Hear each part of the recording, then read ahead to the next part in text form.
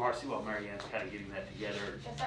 on the motions that we're about to do you want it to go one by one, or can they make a motion for the three altogether? Preferably one by one. Okay. Okay, Okay. okay. Is there a motion for the office of, is there a nomination for the office of president? Charles? I'll nominate Mary Ann Lee. Okay, are there any other nominations? Okay, is there a second for his motion? Linda, okay, thank you. So Charles made the motion. Charles did. Alderson. Yes, and Linda seconded it. We'll go slow for Marcy. She's got to plug all this into the She's computer. got to do all that. Okay, are there any other nominations for the office of president? Okay. Is that correct, Marcy? Yes. Okay. So, those in favor of Mary Ann, raise your hand, please. Thank you. Abstention, oh, I'll vote for me. Okay. Okay, motion carries. Motion carries, thank you very much. Is there a motion for nomination of someone for vice president? Make a motion for Charles. Charles Alderson? So Cheyenne made the motion. Is there a second? I'll second. Charles Ament? Are there any more nominations for the office of vice president? Okay, all those in favor of Charles, raise your hand. Motion carries. Marcy, y'all caught up? Got it. You got it? Okay. Very good. Nomination for the office of secretary. Linda? I'd like to nominate Cheyenne. Okay, Shane Kaiser has been nominated. Is there a second for that? I'll second. Calvin? Any more nominations? Okay, all those in favor of Cheyenne for secretary, raise your hand. Motion carries. Thank you. So we have our officers. Hopefully that was done correctly. Yeah, Marcy, you got everything you need? Yes, I did. Okay. Okay, thank you very much. So we will adjourn from our special meeting. Mhm. And shall we just go ahead and start our next meeting? Does anyone need a break or anything? We're okay to keep going. Let's make sure everyone gets logged in. Okay. Is everyone logged in to the meeting before we begin?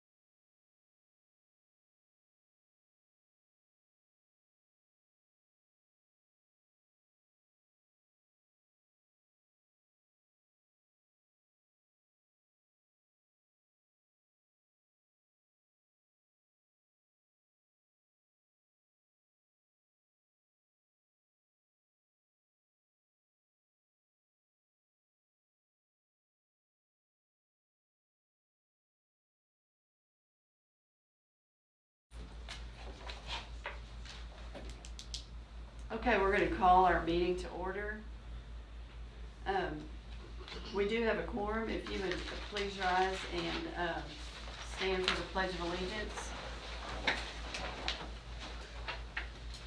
Attention, salute, pledge. I pledge allegiance to the flag of the United States of America and to the republic for which it stands, one nation under God, indivisible, with liberty and justice for all. Thank you. And our invocation tonight by Linda. Dear Heavenly Father, thank you for this wonderful day. Thank you for the opportunity to have new board members with us tonight. Be with us as we try to make decisions that are best for our students and our county, and the taxpayers. Guide us as we make our choices and be with us throughout the week. In Christ's name we pray. Amen. Thank you, Linda. And Cheyenne is going to read our mission for our district. Mission of GISD. The mission of Gatesville ISD, a portal to limitless possibilities, is to empower our students to be life-ready knowledge seekers and problem solvers by instilling leadership, innovation, integrity, critical thinking, and service through challenging and engaging learning experiences facilitated by passionate teachers and supported by caring parents and community members. Thank you. Public comments, Marcy, We have do we one. have none? Does that forego me reading this? I think so. Okay. Because I don't think he's got any. That's what Barrett and I kind of decided to. Okay. The consent agenda, is there a motion to accept the consent agenda? Cheyenne? There's been a motion made to approve the consent agenda. Is there a second? Charlie? Okay. Hold on just a second. Cheyenne? Alderson? Seconded?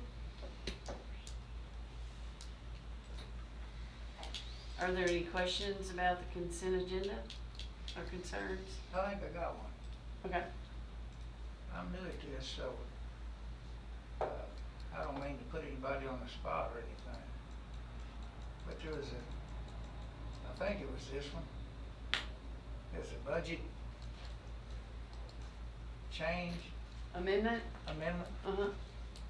and it was, like I say, I'm new at this. I don't know if it was an addition or a deletion, a subtraction or addition. And I was just wondering which it is. I can tell you. There's two different items. Okay. That usually is a Are they normally just changes it? it's a transfer to the right fund, but Mr. Frazier, if you have the Well, one you're questioning, we that's- could ask Mr. Frazier. I do. Is that the budget amendment sheet? Well, I've got the notes I have. It's this one right here. Reference number B1009. B1009? Yes. Actually, I don't know if that, it's got a number 11 under Purchase of increase, sousaphones? and then decrease of 11 and 13. I don't know what those codes mean, and I'm trying to get hold of y'all right this week. So is that mean we'll put more money in? I can give you a list of the function codes. Okay. So Jimmy, It's one of the codes. in a nutshell, Jimmy, so Jose Sanchez, our band director, Okay. came to me and said our band instruments are getting in bad shape. Okay. And so he said, first of all, the sousaphones Yeah. are probably in the most need of repair. Okay. And so Jose didn't have quite enough money in his budget, so I told him I would cover it out of the superintendent's budget. That's what I want And to know. so- The money was budgeted, it's just in Yes. a different area. In a different area. And so I told Jose that's a worthy thing that needs to start getting on a replacement schedule.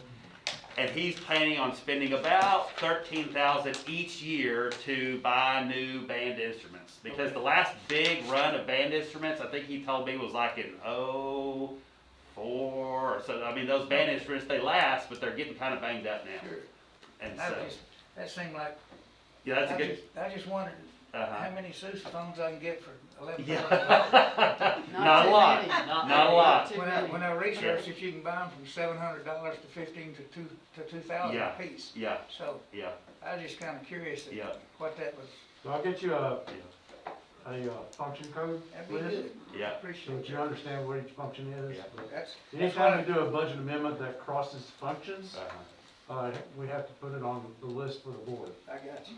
And Jimmy, that's If actually, they present a budget amendment that stays within their own function, those budget amendments don't show up on this list. That's what I'm looking for, is Yeah. understanding. Yeah. That's actually a very good question, Jimmy, so that way the whole group knows that we're working on band instruments. So that's something for y'all, good for them to know. That's, other than that, that's the only question I had. Okay. Any more questions about consent agenda? Okay, all those in favor, raise your hand. None opposed. Motion carries, Marcy. Thank you. Then we're moving on to information items. Barrett, COVID-19 update. Well, we've had lots of movement on COVID-19. The main, I guess, message I would kind of reiterate to the board that I gave in a video update to the community a few days ago is that August 13th, first day of school, through October 31st, into that month, we really did fantastic. We had very few numbers of students and staff get COVID, and it was spread out. So like you get one or two, they get over it, then you get one or two more. So it was kind of dispersed evenly. Then all of a sudden November hits, and it just skyrockets. And so it was getting to the point where one day we got like 10 to 15 new cases in one day. And so I met with the principals and Shane and Daryl and all the group in here, and we decided we better take a hiatus just to try to get it under control because the numbers were getting so high. And you would think, well, at the time there was 31 cases, now there's about 41. It's not so much the positive cases, but also the quarantine folks that knocks you out of commission for being able to do school, basically. And so, we felt like it was a safety aspect to go ahead and do that. A lot of people ask, well, are all those people asymptomatic? Are they even really sick? Yes, they are. One's actually in the hospital right now, a staff member. So it is real, it is serious, and we've got to take it serious. And so, I think at this point in time, the kids and adults are getting tired of these. I think we're all getting tired of them. It does help us to not have to quarantine as many kids if we know that they're wearing them. And so that has helped us. But one fortunate blessing is that the younger kids don't seem to be as affected by it. The little guys, they may get it may be in their system, but it doesn't impact them. So that is a blessing. But it's funny, the older you get, even amongst the preteen teen, it's more prevalent amongst the high school kids. They show symptoms. Not bad symptoms. It's been moderate to mild symptoms. But then the adults get it. And that's really the group we're most concerned about, are the adults, the staff members. Because when they get it, I've had several of them tell me, Barrett, that was the worst thing we've ever had. Way worse than the flu, way worse. But then you'll ask somebody else, I barely even noticed I had it. It just depends upon the person. It really does. And that's what makes it kind of tricky because, the vast majority of people can get it, get over it, and not have much problems with it. But there's a few people on the staff. There's a few kids that have some autoimmune issues we've got to be real careful with. And they take it home to their grandparents. Can take it home to people too. Parents. So what we did was we had on the calendar a couple of days that were almost like the old-fashioned bad weather days. There were COVID makeup days, and so we took a holiday Thursday and Friday of this past week, and we'll make those up. The Monday we come back from Christmas was supposed to be staff development. That'll just be a normal day. And then the Monday after spring break was supposed to be staff development. That'll just be a normal day. Today, nobody came to school either. That was technically a remote instruction day. And so the kids were to get on their computers and try to get caught up. Really, for the most part, I asked the teachers, don't assign a whole bunch of new stuff. You can assign a little bit, but try to give them a day to get caught up. Because here, the next item, we're going to show you some statistics on how well or how poorly the kids are doing on remote instruction. I'm going to show you, we're basically juggling which health crisis do you want? Do you want the health COVID crisis, or do you want the health dropout, depression, family violence crisis? That's what we're juggling. Because when you attack one, the other one starts to go up. When you attack this one, then that one starts to go up. So basically, you're in a no-win situation. But that's why you're here. You get to make those decisions. So. This was just an informational item. Did y'all have any questions about this? Just to tack on, Thursday through today, we didn't have any extracurriculars, so The playoff football game got canceled, the volleyball, the band, anything. But then tomorrow, everything starts back up normal. And so hopefully we can make it 4 days until Thanksgiving. Calvin, do you have a question? Well, that's just, you answered my Okay. question. Are we gonna be, they'll still be going to school Yes. the rest of this week, but you're starting back? Yes. You definitely plan on starting back tomorrow? Starting back tomorrow. So there was a big rumor gossip mill that we were having a big meeting today to decide it. And I said, no, we were planning on coming back tomorrow. So once I put it on Facebook, though, it was official. See, once you put it on Facebook, then it's real. And so I put it on Facebook that classes resume tomorrow, and everybody was like, oh, okay, well, we believe you now. So anyway, any other questions about that? So again, we've got about 41 cases now. We've got kids that have been quarantined. There was a big, long line this morning to go to Coryell Memorial and get tested. A lot of kids had to get tested. My own son, he had to get tested. He's a football player, got exposed. And so once they get a negative, they can come on back. But unfortunately, some of them test positive. And so, then they can't come back until they get a negative, 2 negatives.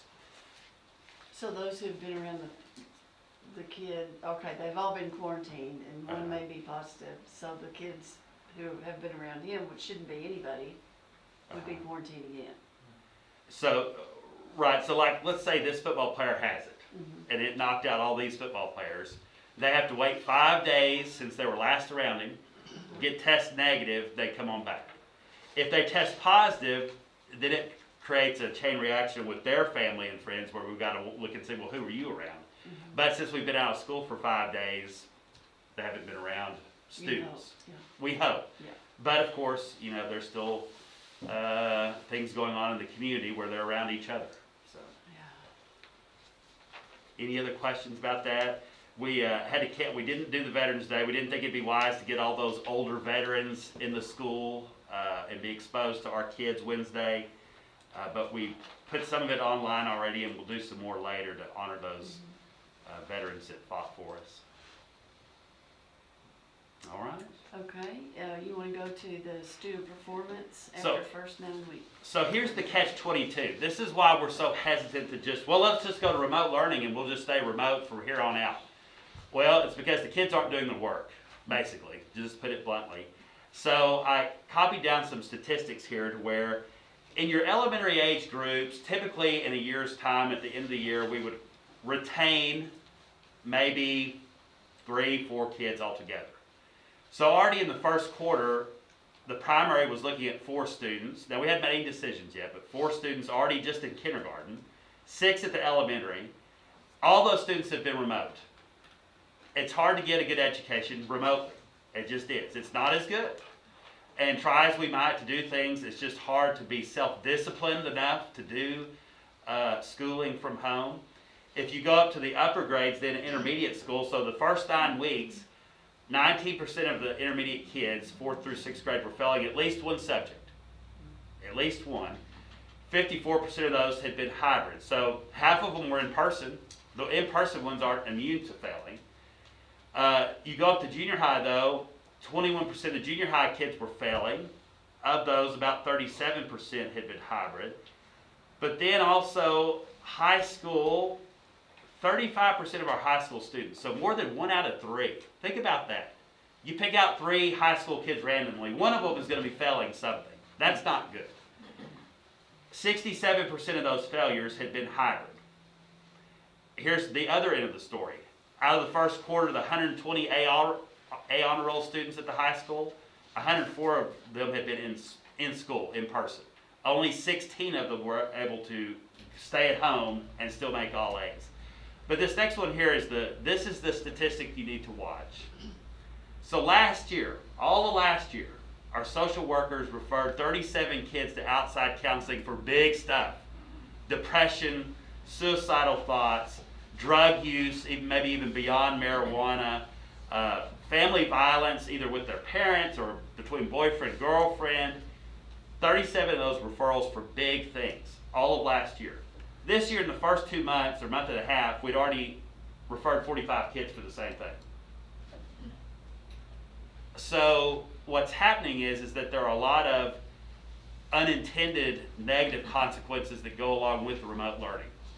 The remote learning was supposed to be an avenue for kids who had true autoimmune issues, health issues, to take advantage, stay safe. But we're seeing that a lot of students that are doing it, maybe they've got something to be at risk about, or maybe they don't. But it's hard to be that independent without a teacher prodding you along and be successful. And so before we had this sudden spike in COVID, I was really wanting to get us on a pathway to where we would all come back in person. But then it was totally kiboshed with this COVID spike. Because truly, I worry about the high school kids are doing things like skipping school. They check in and do their little engagement question, and then they leave. They go. And so the parents think they're at school, the teachers think they're doing virtual learning, but they're really just nowhere to be found. And so what has happened with this remote learning, it's opened up some weaknesses in our system to where, they could get an automobile accident doing something they're not supposed to be doing. They're engaging in these risky behaviors, and so it's a real catch-22. Like I said, it's which health crisis do we attack? And so we're trying to balance the two. What questions do y'all have about this? I have a question. In your heart of hearts, do you feel like the students that are attending school are safe?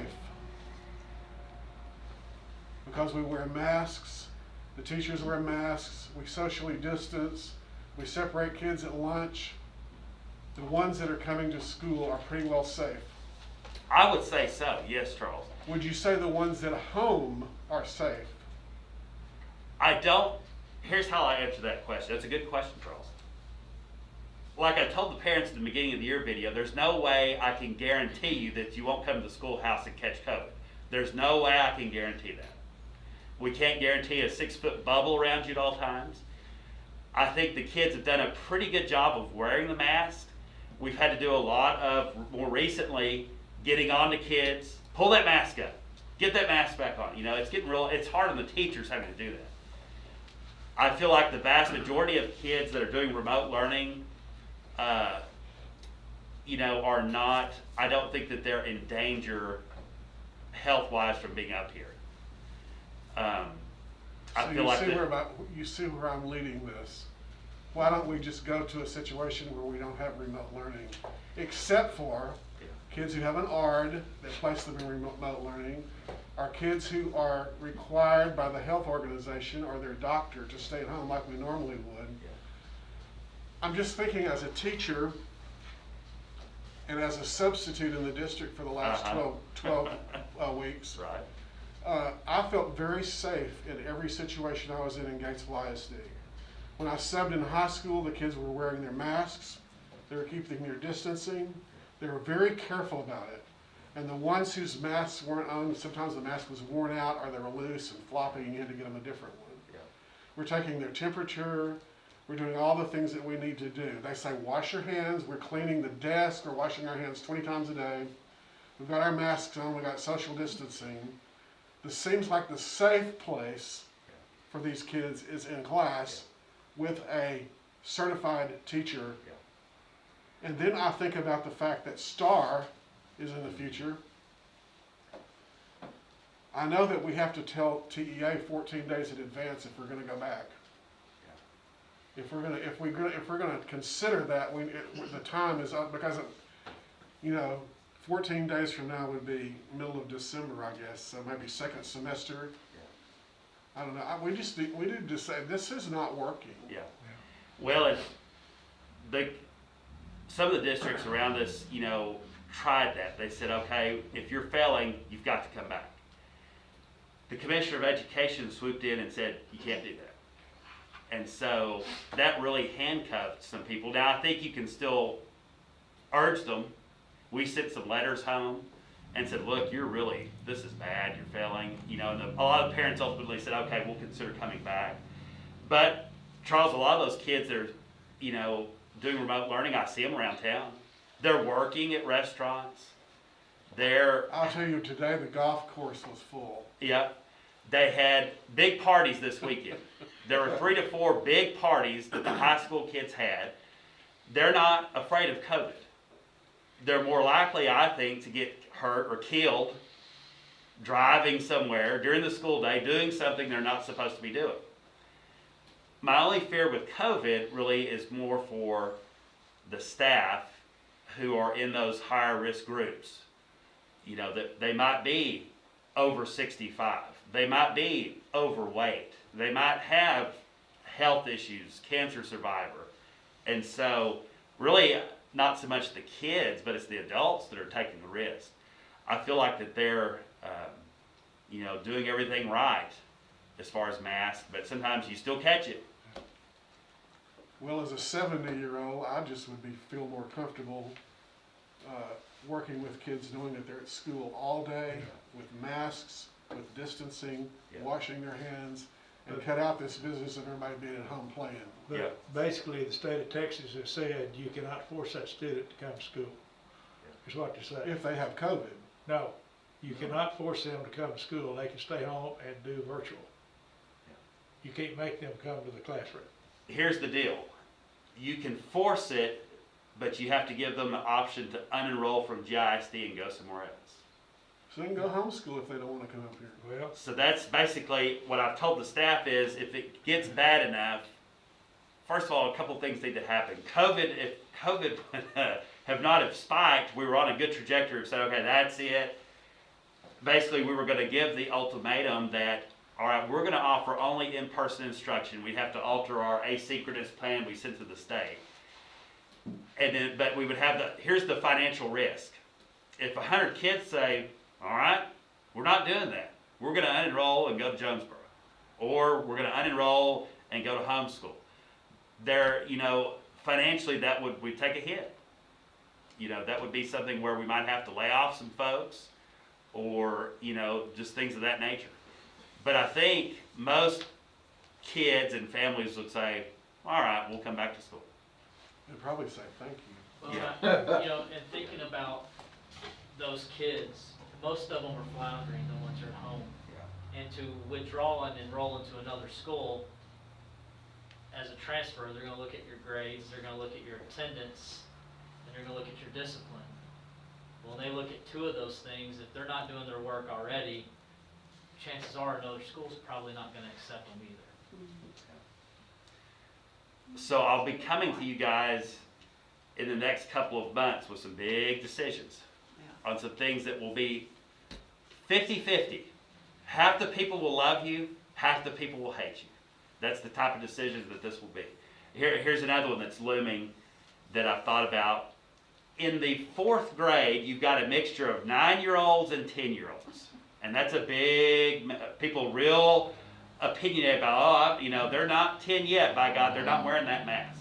Well, the problem is that since most of them don't wear it, when a 4th grader catches COVID, it shuts the whole thing down. We got to send 60 kids home to be quarantined. If they'd been wearing the mask, all of them, they wouldn't have had to do that. Now, K through 3, they're too little. But 4th grade, from an enforcement standpoint, if you're a teacher, all right, you're 10, you're 10, and you're 10, you got to wear your mask. Now, you're 9, and you're 9, you don't have to. That's a nightmare. It's a nightmare. And I tried to let them do it like that from a public standpoint, because some people, they're so uptight about the, you know, 9 versus 10-year-old thing. And there again, we may lose some people.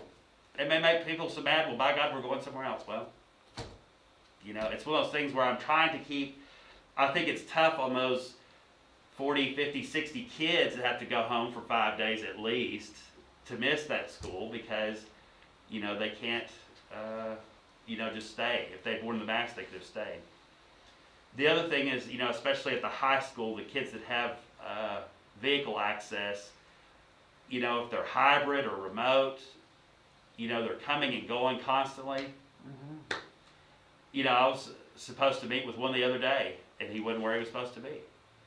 You know, I think they just pick up and just go. So what has happened is all those health and safety things we put in the beginning of the school year are being exploited, abused, and basically some unintended bad things are happening now to where we're going to have to tighten them up in some respect. Then another factor is you have the teachers who are spending all their time chasing work from kids who could care less about doing it. And they have to chase it because they have to document whether or not they're signing in and getting their attendance every single day. And they keep going to kid after kid after kid, there's nothing there, nothing there, nothing there. And they're not, you know, if you're in person, you can ride them like a horse. Yeah. And get that work turned in. Yep. So I think you know where I lean. Yeah, yeah. So if we can get past hopefully the holidays, maybe we'll get through the big spike in COVID and it'll get back. We'll have done almost a full year, all the way to March when all this started. And then hopefully, you know, maybe even before then, if we could get back to in person, it's gonna save kids. We've got 20% of our seniors who aren't on track to graduate. 20%.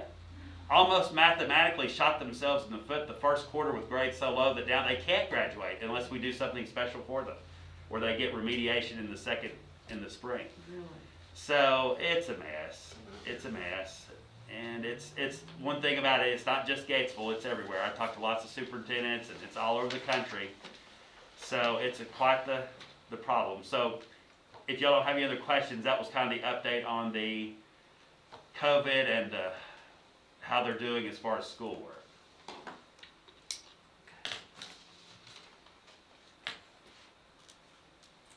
So, next we have updates on the high school renovation, UIL competitions, and special education audits. So this was kind of a hodgepodge of things going on right now, just big things, but here's another big thing. In order to get that whole renovation that we just looked at done by the end of July and everybody in it, it's like a Band-Aid, ripping it off. We've got to move the kitchen, the high school kitchen, to the concession area at the Sid Pruitt gym. Oh. So after Christmas, the kitchen and the cafeteria are going to be off limits. Masonic needs that to start working on. Well, the kids are already used to eating in the old gym and outside, so we've got dining areas. Really the big change that the kids will have to get a little bit accustomed to, but shouldn't logistically be too big of an issue. We've had our cafeteria staff go and look at the concession area. We've said to them, can you make this work? And they said, yes. We can move in our appliances. We've got a freezer across the street in the warehouse.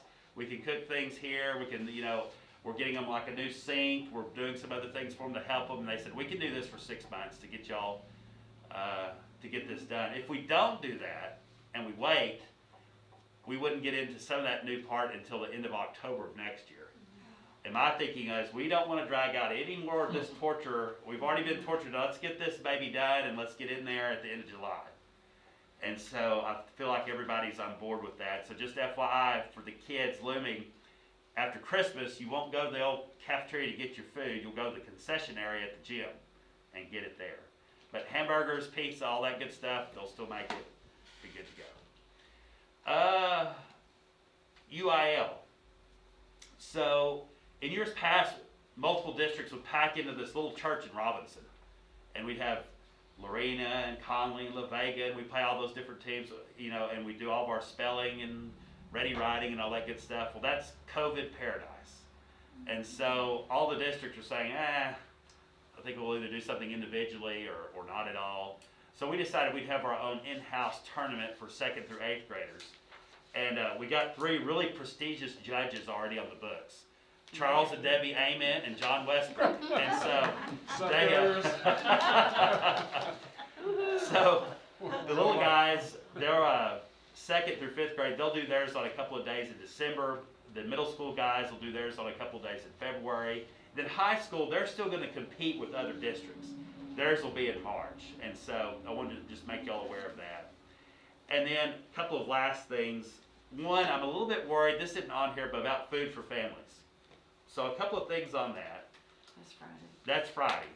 One thing is we're really pushing money because money buys a lot more. So the canned stuff, yeah, there's a little bit of a COVID concern with the cans or whatnot, but really it's more, Daryl McQuarter can take $1 and buy like these huge things of like butter and cheese and stuff that you couldn't buy in a million years for H-E-B or Walmart. He can get way more with $1 than you can. The other thing, though, I'm a little bit concerned about is we usually have bukus of kids go up there Thursday, Friday, and start, you know, the scouts and the junior ambassadors and NHS and basketball players and all these kids up there. And they're around the Army guys and the firemen and they're from all over and we're intermingling. And so I don't know. I've been talking with Mr. McWhorter a lot about that. And we were trying to make it work, but I still don't know it. The jury's still out. Do we send all those kids over there and mix in with that? You know, at the very least, there'd have to be a parent permission slip, but even then, I don't know. To me, it seems risky. It does. It seems risky. Of course, at the same time, poor Daryl, I hope he's got enough adults to help. You know, that's the, And if there's ever a year that people need help with their food. Yes. You know, it is Yes. this year. yes, Personally, I think you keep them in school. yeah. If they're going Monterey, there's not gonna be that much canned stuff to worry about. Right, right. So, there's that, and then the last thing is, we didn't have enough going on. We needed TEA to audit our sped department, and so they'll be here virtually. They've not gone back to work yet in person. Now, we're expendable, but they are working from home. And so they'll be Zooming in with us tomorrow morning at 8 to talk about all things sped. They'll interview some kids, some parents, some teachers for Tuesday, Wednesday, Thursday, and hopefully we'll be done with it then this week. So, that nice people, you know, they've been very good to work with, and they'll give us some recommendations on things to improve, and we'll go on about our business. But it's just one more thing.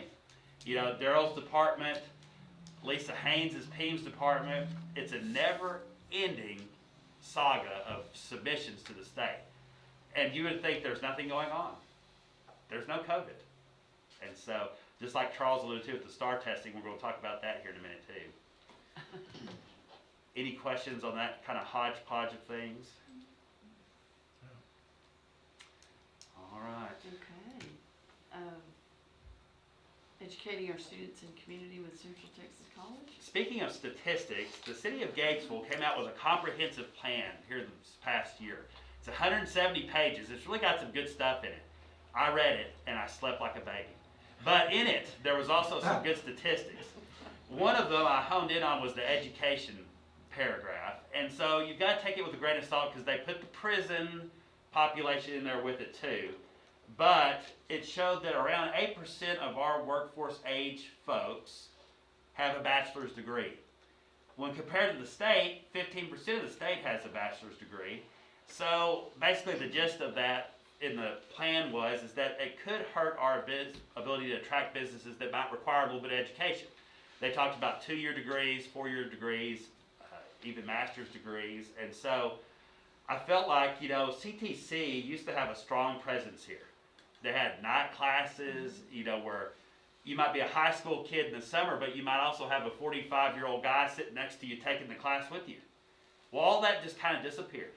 You know, we don't have those classes really anymore because we offer so many dual credit in the day to our high school kids. Well, there sits a lot of people here in town that probably might like to get a 2-year degree, but they just don't know where to start. And so I talked to CTC and Shane and Yancey and I, and we kind of were pushing them to say, hey, can you come back here and help our community more with getting more educated?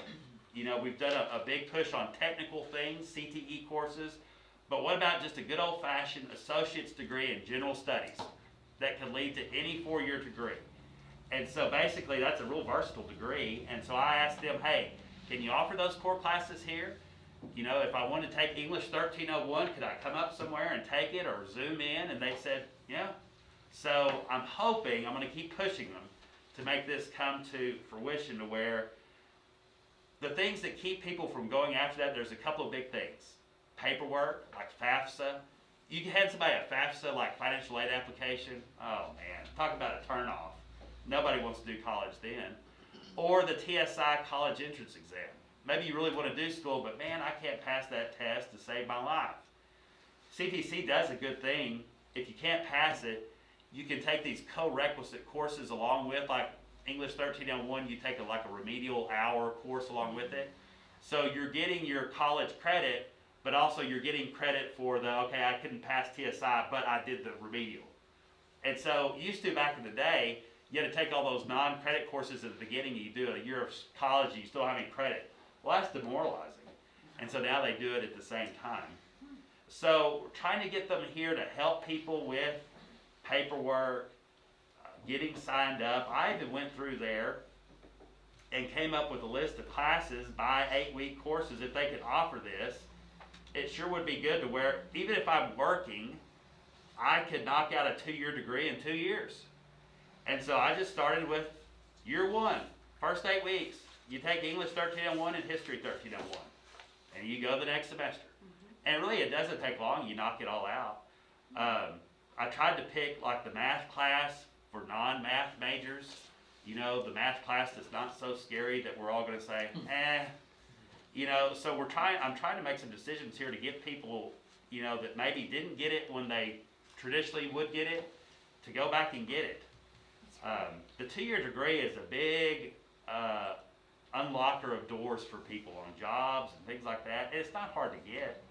So anyway, that's just kind of to keep y'all in the loop. We're pushing CTC to try to help us and get that going here in the community, to try to help out some folks that maybe want to get a degree and they just don't know where to start. An associate's degree from CTC costs about $7,000, but they're trying to get a grant to help maybe make that more affordable. So we'll see. Questions on that? All right. Okay. So we're moving on to action items. A board resolution requesting STAR assessment waiver for 2020-2021. Yes, this is, I'm pretty good friends with Dr. Ott and Temple, and I saw where Temple ISD had signed a resolution saying that we got too much going on. Really, if we had our druthers, we would say no STAR testing. I thought, it's worth a shot. Now, Commissioner Marath, is he gonna listen to that? No. But I'm gonna ask y'all to sign if you agree with it. So basically what we're saying, I'll pull it up here. You've heard all these statistics about the kids doing poorly. You know, we got kids that have some legitimate health issues, and now we're saying, well, we're afraid of COVID, but we're not that afraid. You're going to come up here and take that test, even if you've got an autoimmune issue. So the state's showing you where their priorities are. Yeah, we're afraid of COVID until it's time to take the STAR. Then we're not so afraid of it. And so I think that's really kind of a dirty thing to do.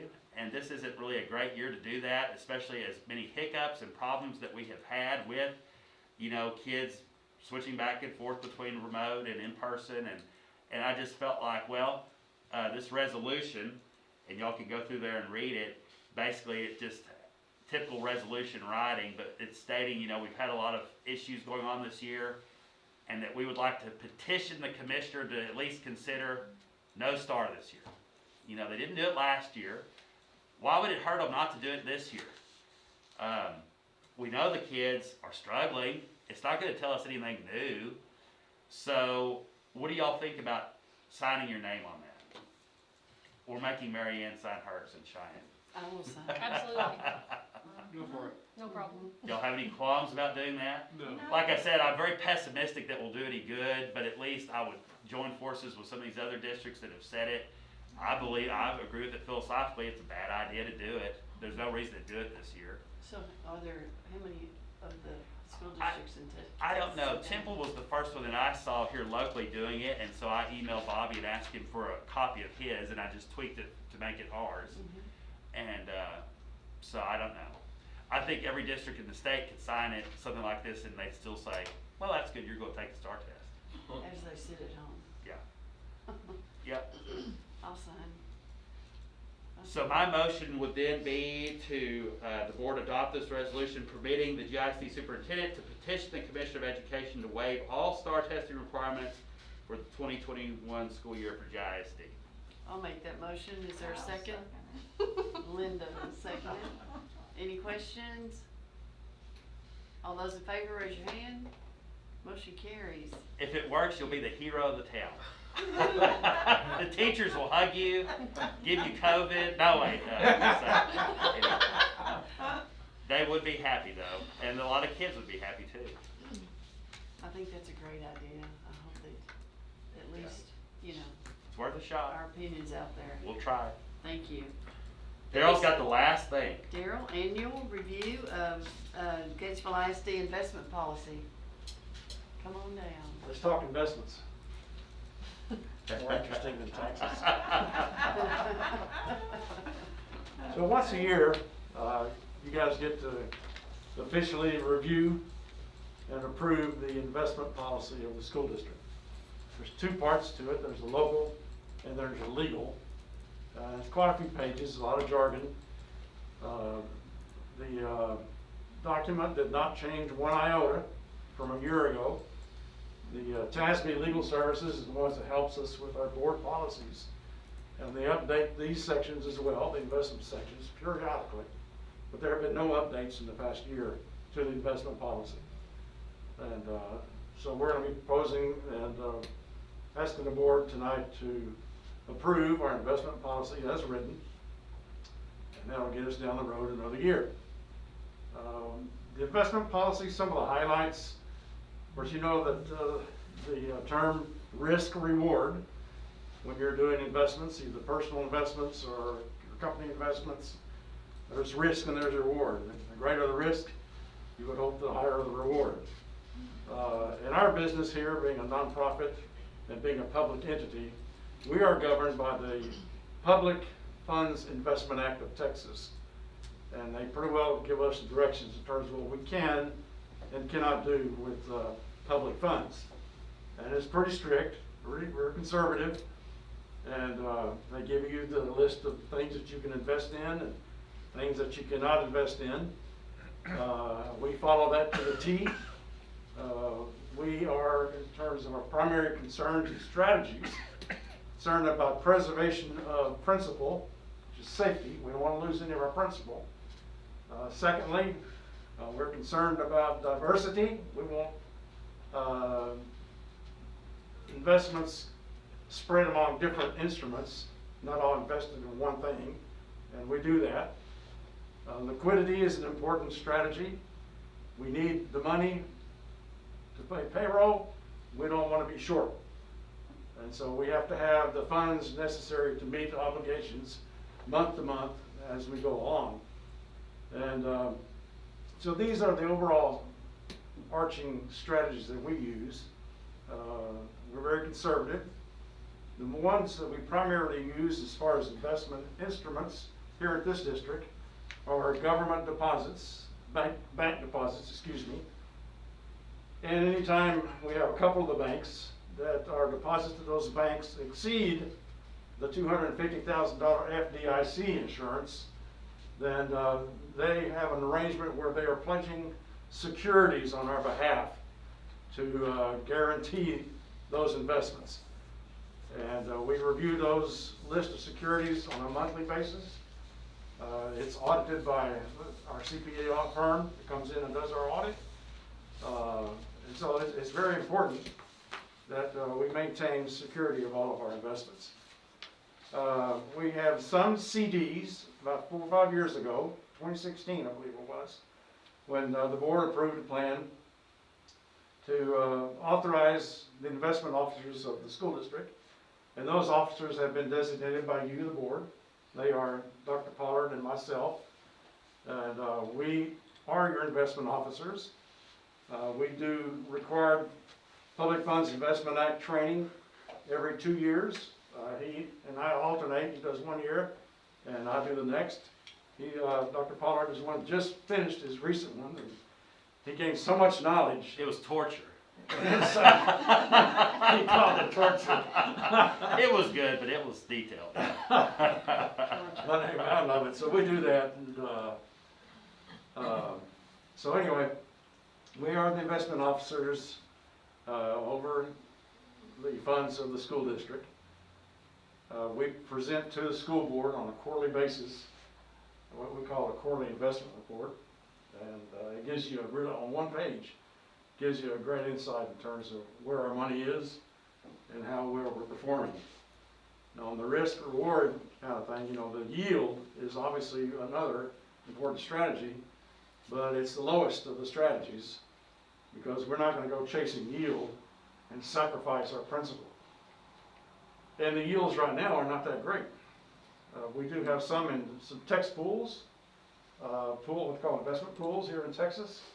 And those yields today are like 0.13 as of today. Now, if we could invest in the market, that'd be great, right? Because today, the Dow Jones Industrial hit a record high. That's what, finding out the COVID vaccine is around the corner with a 95% success rate does to the stock market. But we don't invest in the stock market. So all of ours are gonna be invested in banks, CDs, or government secured deposits, or even high-grade municipal bonds. We do some of those as well. Those of you that are new to the board, if you have any questions about investments, please feel free to talk to one of us, and we'll help you out as you maybe learn some of these things. When you are up at night, can't sleep, you can get out our investment policy and peruse it, and see all the things that we're supposed to do, and it'll make you feel better though, because you'll be secure knowing that our funds here at Gatesville ISD are handled very well. Do you have any questions about our investment policy? Appreciate the great job you do. Okay. That's We why we try can to- sleep, because Yeah, he's we doing try hard. We work on this together. And if we're working on a new CD, Yeah, that get us a little higher yield. yeah. And Cheyenne was good enough to sign the secretary. That was a new investment for us, but it was a higher yield than what we're currently getting. It's not a whole lot more, but anything is, better than nothing. She used her And house as we do our very collateral. best. That's right. Right. Yeah. If I could just get the right password, I could. That's right. Okay, so I think you have a resolution before you. If you'll go ahead and vote on this. You're recommending that we approve the district's investment policy as presented. Yes. Is there a motion for that? Okay, Jimmy. Is there a second? Charlie? Any questions for Mr. Frazier? Okay, all those in favor, raise your hand, Appreciate the job Okay. you do. please. Thank you Yes, very much. thank y'all Thanks, so much. Daryl. Appreciate Any you all. opposed? Motion carries, Marcy. Thank you, Mr. Frazier. You're welcome.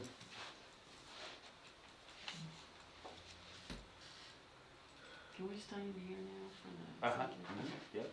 We are going to end our regular meeting for a while we have our